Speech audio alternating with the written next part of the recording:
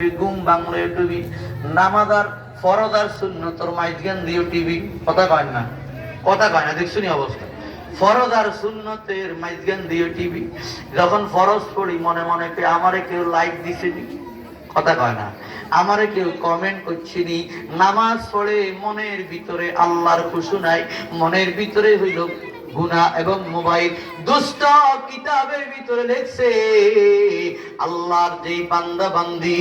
দাইমি কোন গুনাহ করে আল্লাহ তার উপর বেশি নারাজ হয়ে যায় আল্লাহ তাকে হেদায়েত শূন্য করে ফেলে আরেকটা হইল বছরে একবার কইলাম দুইবার কইলাম 10 বার কইলাম মানে ফাঁকে ফুকে করলাম হঠাৎ করলাম তখন আবার তওবা করে ফেললাম আল্লাহর কাছে মাফ চেয়ে ফেললাম আল্লাহর হাবিব আল্লাহর বান্দা বলে দুনিয়ার মানুষ এমন ফাঁকে ফুকে গুনাহ করলে আল্লাহ বান্দার উপর বেশি নারাজ হয় না দাইমি কোন গুনাহ করলে আল্লাহ বান্দার উপর নারাজ হইয়া যায় কথা বলেন ঠিক কি না যেমন একজন মানুষ সব সময় মদ খায় একজন মানুষ সব সময় ঘুষ খায় দোস্ত সরকারি চাকরিজীবী জামাই পাইলে মনে করেন স্বর্ণের হরিণ পাইছে আল্লাহর কসম করে বলি আমার মুভমেন্ট হলো আমি এমন জামাই ফেলে আমার মেয়ে বিয়ে দিব না যদিও সে সচিব হয় কারণ 99% সরকারি আপনারা ঘুষ খায় কি খায় না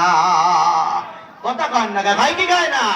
না হইলে একজন সচিবের বেতন 1 লাখ থেকে 1,20,000 টাকা একজন এমপির বেতন এমন একজন মন্ত্রীর বেতন 1.5 লাখ টাকার মতো আরো কম দোস্তরে তাদের পকেট খরচ হইল বাসার খরচ হইল মাসে 20 লাখ ছেলে কানাডা পড়ে অস্ট্রেলিয়া পড়ে তার ফিজে খরচ হইল মাসে 10 লাখ আরেকটা মেয়ের কসমেটিক খরচ হইল মাসে 5 লাখ এই যে সচিব সাহেব মাসে কোটি টাকা খরচ করে গো এই যে নেতা সাহেব আমলা সাহেব মাসে কোটি টাকা খরচ করে আল্লাহর কসম করে বলি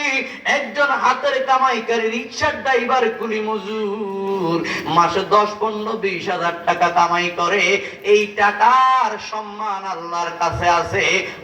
ওর ধনাঢ্যের কোনো মর্যাদা আল্লাহর কাছে নাই আওয়াজ দিয়ে বলেন না ঠিক না বেঠিক একজন মানুষ সব সময় ঘুষ খায় একজন মানুষ সব সময় সুদ খায় একজন মানুষ সব সময় মিছে কথা বলে একজন মানুষ সব সময় গীবত করে একজন মানুষ সব সময় অহংকার করে একজন মানুষ সব সময় পর নিন্দা করে একজন মানুষ সব সময় বিবিরে বেপরদা রাখি দাইয়ুজের খাতায় নাম লিখছে মেয়েকে বেপরদায় রাইখে গো দাইয়ুজের খাতায় নাম লিখছে ওই ছেলে মেয়ে আল্লাহর দেওয়া দান এগুলাকে আল্লাহর কোরআন না শিখাইয়া দাইয়ুজের খাতায় নাম লাগাইছে ও বাবা আল্লাহ তোমার উপর নারাজ হয়ে গেছে না জানি তোমার মৃত্যুর সময় ঈমান নসিব না হয় কথা